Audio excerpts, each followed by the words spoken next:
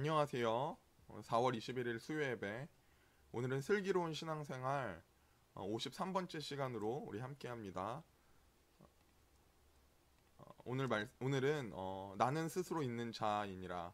하나님이 스스로를 이렇게 소개하셨습니다. 이 제목으로 함께 나누겠습니다. 출애굽기 3장 13절부터 14절 말씀입니다. 모세가 하나님께 아뢰되 내가 이스라엘 자손에게 가서 이르기를 너희의 조상의 하나님이 나를 너희에게 보내셨다 하면 그들이 내게 묻기를 그의 이름이 무엇이냐 하리니 내가 무엇이라고 그들에게 말하리이까.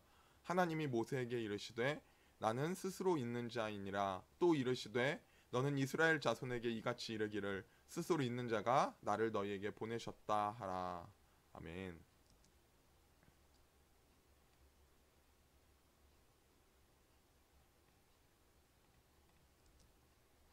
제로섬이라는 말이 있습니다. 제로섬이라는 말은 이런 뜻입니다. 어떤 시스템이나 사회 전체의 이익이 일정해서 한쪽이 득을 보면 반드시 다른 한쪽이 손해를 보는 상태를 말합니다. 일반적으로 이 제로섬이 어떤 게 있냐면 비트코인, 가상화폐가 제로섬이라고 합니다. 이 비트코인은 제로섬이기 때문에 한쪽이 100만 원의 이득을 보면 어느 한쪽이 반드시 똑같이 100만 원의 이득, 손해를 보게 되어 있습니다. 그러니까 결국 이득이나 손해가 일정한 상태. 이게 비트코인이 그래서 제로섬입니다. 아무리 비트코인을 잘한다고 해서 모두가 이득을 볼 수는 없습니다. 그러니까 이 비트코인은 사실 창조성이 없다고 볼 수 있습니다. 이 실물이 없으니까요. 가상화폐일 뿐이니까 창조성은 없습니다. 그러면 비슷하게 이제 주식이 있습니다. 이 주식은 비트코인과는 조금 다릅니다. 이 제로섬이 아니에요. 왜냐하면 주식은 투자한 기업이 성장하면 이득을 볼 수 있습니다. 모두가 다 한 기업에 투자를 해서 모두가 이득을 볼 수 있습니다. 어떻게 하면요? 기업이 성장하면요. 기업이 만드는 물건이 대박이 났다, 잘 팔린다, 이러면 투자한 사람 모두가 이득을 볼 수 있습니다. 창조성을 가지고 있다고 볼 수 있죠. 왜냐하면 기업이 창조적으로 물건을 만들어서 팔고 이득을 보고 성장하면 투자자들도 모두 같이 이득을 봅니다. 이게 주식은 제로섬이 아닙니다. 창조성이 있기 때문에 그렇습니다. 저는 인간이 어떤 존재냐라고 말하고 싶냐면, 저는 인간이 제로섬과 같다고 오늘 말하고 싶습니다. 특별히 인간의 인생을 행복으로 본다면, 쾌락적으로 본다면 저는 제로섬이다 라고 말하고 싶습니다. 사람은 행복을 위해서 고민합니다. 계획합니다. 열심히 노력하고요. 또 재미있게 놀고요. 그런데 결국 제로섬입니다. 우리의 인생이 참 그렇습니다. 얻는 것으로는 사람의 마음을 채울 수 없고 즐기는 것으로는 기쁨을 누릴 수 없습니다. 온 세상을 담아도 사람의 마음을 채울 수 없습니다. 한 영혼이 온 천하보다 크기 때문에 그렇습니다. 구조적으로 그렇다는 말입니다. 구조적으로 비트코인이 구조적으로 제로섬인 것처럼 인간의 인생은 어쩔 수 없이 구조적으로 제로섬이다. 왜 제로섬이냐? 한계가 있는 인간입니다. 창조성이 없는 인간입니다. 그에게는 그 어떤 선한 것도 나올 수 없는 존재가 인간입니다. 성경이 인간을 그렇게 설명합니다. 성경은 인간을 죄인이라고 말합니다. 그러므로 죄인인 인간은 결국 제로섬입니다.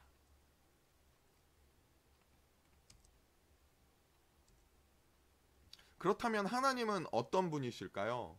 하나님은 제로섬인 인간과는 다르신 분입니다.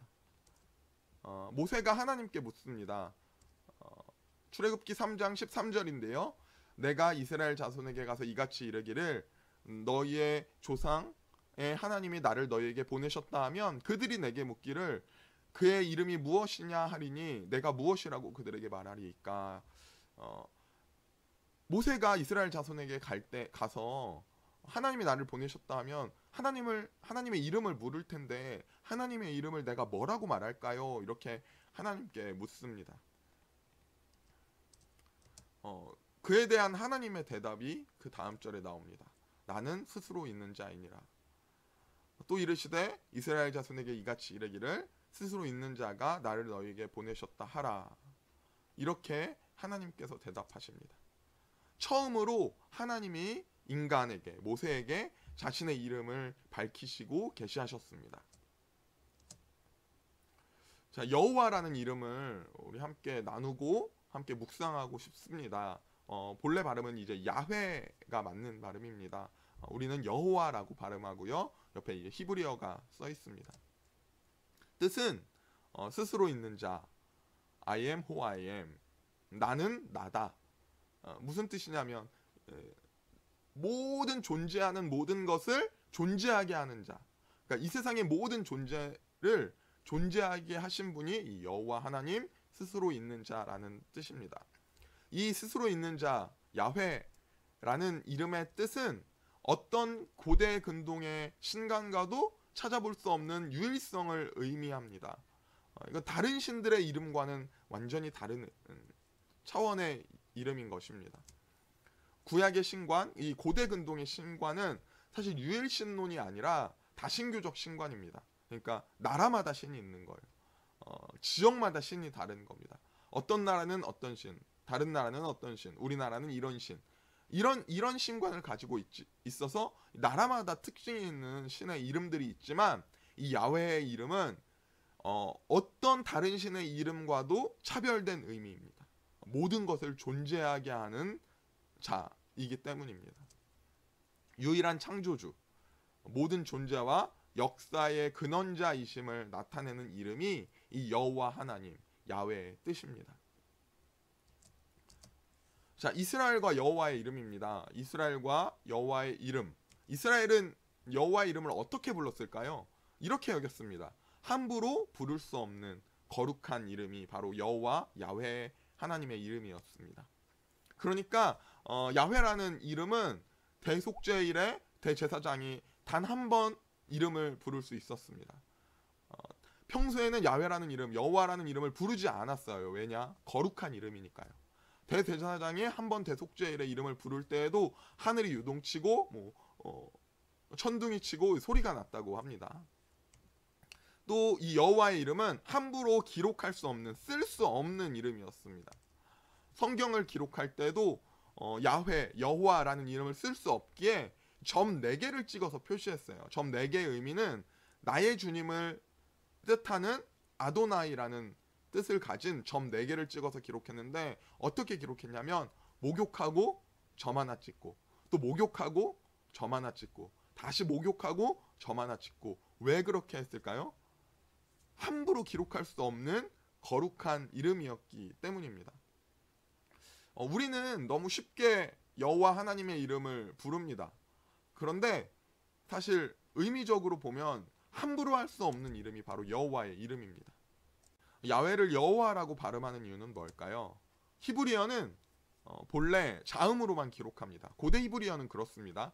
후에는 표시를 위해서, 발음을 표시하기 위해서 모음을 기록하기도 했는데 모음을 점을 찍어서 기록했는데 고대 히브리어는 자음으로만 기록하기 때문에 정확한 발음을 알 수 없었어요.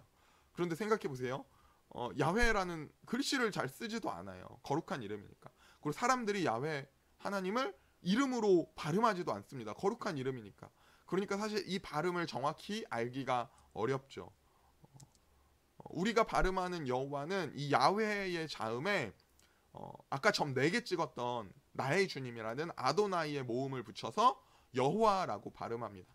그러니까 우리가 여호와라는 발음으로 하나님의 이름을 부를 때 어떻게 보면 이 아도나이의 의미, 나의 주님이라는 의미도 같이 포함하고 있는 의미로 읽으셔도, 그렇게 의미를 이해하셔도 좋을 것 같습니다. 하나님의 이름을 대하는 마음가짐입니다. 우리는 쉽게 하나님의 이름을 부르지만 여호와 하나님의 이름은 거룩한 이름입니다. 함부로 할 수 없는 이름입니다. 우리가 쉽게 부르는 여호와의 이름의 의미는 절대 가볍지 않습니다. 스스로 계신 하나님, 모든 것을 존재하게 하시는 창조주이시기 때문입니다. 자, 그러면 고대근동의 다른 신과 함께 비교해 보겠습니다. 고대근동의 다른 신은 우상이죠. 우상입니다. 이 우상은 사람이 만들어낸 신입니다. 송아지상입니다. 이 송아지상이죠. 힘센 황소를 보고 사람들은 송아지상을 만듭니다. 우리에게 힘을 줬으면 좋겠다. 우리를 강하게 했으면 좋겠다라는 마음에서 송아지상을 만들고요. 비가 곡식을 자라게 하는 것을 보고 바알상을 만듭니다. 비가 곡식을 내려서 곡시에 내려서 곡식이 많이 거두니까 우리에게 풍요를 주는 신으로 바알을 만들고요. 또 아이를 낳는 게 중요하잖아요. 이 번성하려면 아이를 많이 낳아야 되니까 다산의 상징 이 아세라 신을 만듭니다. 우상은 사람이 만들어내기에 사람이 원하는 대로 합니다. 우상은 사람이 만들어서 사람이 원하는 대로 만드는 거죠. 당연히죠. 왜? 사람이 만드는 거니까요. 우상을 만들어서 쾌락을 즐깁니다. 사람이 만들기 때문에 사람의 바램과 허상을 다 거기에 담습니다. 그렇기 때문에 사람에게 좋게 느껴집니다. 내가 좋은 대로 만들었기 때문입니다. 저는 무신론도 이것과 다르지 않다고 생각해요. 내가 하기 좋은 대로 살겠다. 내 마음대로, 내가 하고 싶은 대로, 내 바램대로, 내 쾌락 위해서 살겠다는 게 무신론이니까요. 상을 만들지 않았지만 무신론도 똑같이 다르지 않습니다. 정확하게 그 방향성은 모두 죄입니다. 내 뜻대로, 내 맘대로, 내가 하고 싶은 대로 하겠다입니다. 우상과 여호와 하나님의 차이는 하나님은 누가 만든 분이 아닙니다. 스스로 계신 분입니다. 창조하시는 분입니다. 하나님은 흔들림이 없고 변함이 없으십니다. 사람의 입장에서는 하나님의 존재는 불편합니다. 불변하시니까요. 변하지 않기 때문에 그렇습니다. 사람의 입맛대로 하나님을 좌지우지할 수 없습니다. 하나님은 내가 원하는 대로가 아니라 하나님의 뜻대로 하나님의 뜻을 이루십니다. 그러시기 위해서 사람을 변화시켜서 사용하세요. 우리는 하나님을 변화시킬 수 없죠. 하나님이 우리를 변화시키시죠. 왜 그렇습니까? 내가 하나님을 만든 게 아니라 하나님이 나를 만드셨기 때문입니다. 사람은 그러므로 내가 원하는 대로 우상을 만듭니다.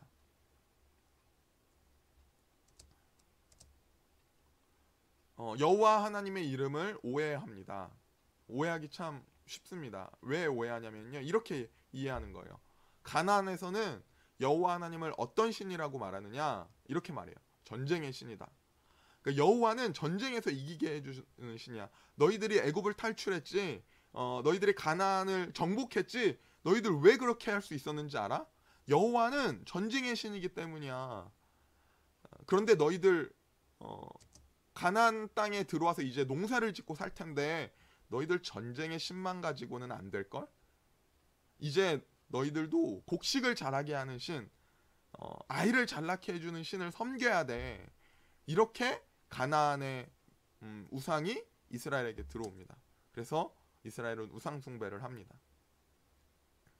이건 정확히 여호와의 이름에 대한 오해입니다. 그러니까 하나님은 만물의 근원자이시고 창조주 하나님이신데 그냥 단순히 전쟁의 신, 전쟁에 이기게 해주는 신처럼 우상처럼 대해지는 거죠. 잘못된 생각입니다. 하나님의 이름은 그런 이름이 아닙니다. 하나님은 창조주, 역사의 주관자이신데 그냥 편협하게 그냥 오늘 이기게 해주는 신으로 오해하는 거죠. 왜 그렇습니까? 하나님의 이름에 집중하게 하는 것이 아니라 오늘 내가 얻는 것에 집중하기 때문에 그렇습니다. 하나님의 이름은 이런 의미야, 하나님은 이런 분야가 아니라 어떻게 하면 내가 이길 수 있어, 오늘 어떻게 하면 내가 많은 것을 얻을 수 있어 를 생각하기 때문에 하나님의 이름을 오해합니다. 변치 않은 신은 하나님이 아니라 오늘 내가 치르는 전쟁에 집중하면 하나님을 오해하기 쉽습니다. 모세에게 계시하신 하나님입니다. 모세에게 스스로를 계시하십니다. 모세에게 나타나 이스라엘을 향한 하나님의 뜻과 계획을 말씀하시고 이루어 가십니다. 모세는 못해요. 불가능해요. 자신의 한계를 말하지만 하나님께서는 그때 자신의 이름을 드러내시고 그 능력을 보이십니다. 나는 여호와다. 너는 못한다, 불가능하다 말하지만 내가 창조자야. 내가 너를 만들었고 내가 뜻을 이루어갈 거야. 나는 스스로 있는 자야. 라고 본인을 소개합니다. 여러분, 이 시간 하나님의 이름을 묵상하고 여러분 다시 하나님의 이름을 기억하십시오. 우리는 행복하기를 원합니다. 그런데 그때마다 노력해도 잡히지 않는 현실을 봅니다. 우리는 죄인입니다. 한계가 있습니다. 우리의 인생은 제로섬입니다. 우리의 인생 가운데 플러스 알파가 있을 수 있습니까? 사람이 느끼기에는 뭐 돈이 많이 벌면 행복해질 수 있어요. 사람이 보기에는 대박을 치면 뭐 인생이 행복해질 것 같아요. 그런데 결국 인간의 인생은 제로섬입니다. 한계가 있거든요. 결국 인간은 죄인이거든요. 그런데 하나님은, 여호와는 한계가 없으신 유일한 분입니다. 그분이 우리의 창조주, 나의 하나님이십니다. 그분에게는 부족함이 없는 분입니다. 그분은 계속해서 사랑과 은혜를 넘쳐 흐르게 하십니다. 그분은 어떤 것도 하실 수 있는 전능하신 분이며 그분은 계획을 이뤄가시는 신실하신 분입니다. 그분의 능력은 무한대로 흘러나옵니다. 하나님은 지침이 없으십니다. 그분 안에 참된 행복이 있습니다. 이것은 그냥 잠시 없는 일시적 만족감이 아닙니다. 창조주가 주시는 행복입니다. 하나님께서 모세에게 찾아오셔서 자신의 이름을 보이셨던 것처럼 우리에게도 찾아오셔서 자신의 이름을 나타내셨습니다. 하나님은 예수님을 보내시기까지 오셔서 자신의 이름을 우리에게 알려주시고 그 뜻을 알려주셨습니다. 우리에게도 그 이름을 보여주셨습니다. 이제 우리는 하나님의 자녀로 하나님의 계획 속에 살아가게 하셨습니다. 우리는 이제 죄로 인해 알 수 없었던 그분의 이름을 알게 되었고 누릴 수 없는 화목을 누리게 되었고 그러므로 행복할 수 없는 나에게 참 행복을 주시며 이제 하나님의 자녀로 하나님의 계획 속에 살게 하셨습니다. 갈증 속에 살아가던 우리의 인생에 목마르지 않는 생수의 근원 되신 이름이 바로 그분의 이름입니다. 우리는 그분의 이름으로 모여 예배합니다. 또 우리는 기도할 때에 그분의 이름을 부르며 기도합니다.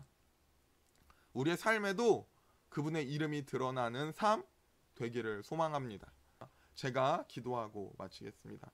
기도하겠습니다. 하나님 감사합니다. 여호와 하나님, 당신의 이름을 묵상합니다. 전능하신 하나님, 처음과 나중 되신 하나님, 변치 않으시는 신실하신 하나님, 모든 것의 근원 되시는 창조주 하나님, 오늘 나를 만들어 가시며 내 안에 선한 것을 창조하시는 당신의 이름을 찬양합니다. 당신의 이름을 붙잡고 살아가게 하여 주시옵소서. 예수님의 이름으로 기도드렸습니다. 아멘. 우리 수고하셨습니다. 다음 시간에 만나겠습니다.